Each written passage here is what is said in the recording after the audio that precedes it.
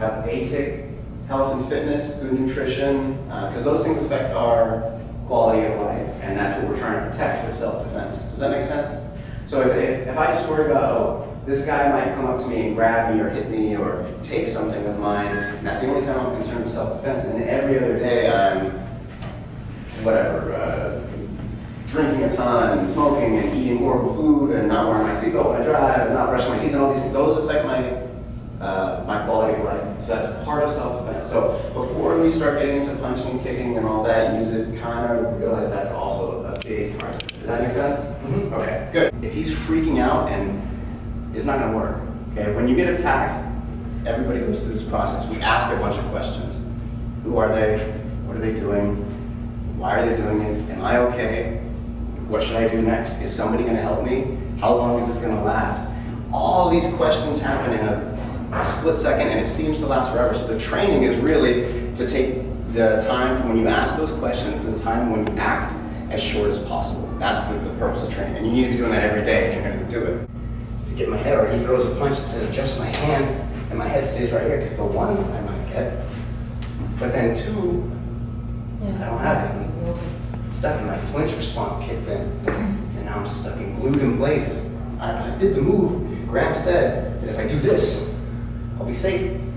But you're not, because there's more to come, right? The drill we just did, it just keeps coming. You thought I got it, no, it keeps coming. So that's when these other parts come into play, and that's when these other things happen. When you move out and start kicking and get into all that other stuff, but you gotta train.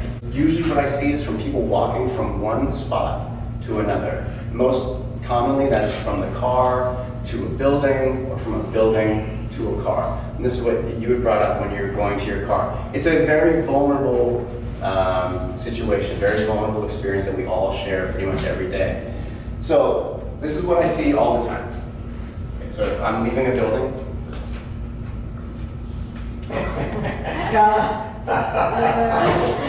You're right. at any of that time, you guys all told me in the beginning, you want to be aware, you want to be able to defend yourself if someone comes and attacks you. Now look, I've been doing this for almost 17 years. I've been in a number of very stupid and dangerous situations.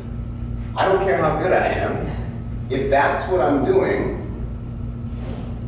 any of you with no experience can run up, hit me, take my stuff, or hurt me, or whatever. So that's the very first thing, is my own, what I can do. It's not about this person is hurting me or attacking me or potentially hurting me, attacking me. I have to start with myself. I have to take responsibility, start with me. So that's one. If I'm walking to my car or from my car or to one spot to another, I don't do that. I don't do that. When somebody attacks you, it's scary. It's always scary. It's never not scary. Like I said, I've been in a number of situations, a lot of them my fault. Like, not that I walked up to this guy and like, I'm gonna beat you up, but from ego and insecurity, I puffed my chest up, and now I have to deal with a situation that I probably didn't need to, just because I was being a jerk. Does that make sense? So again, I start with my things that I can control immediately. I cannot, if Kevin wants to run up and hit me, I can't do anything about it, right? If that's his decision.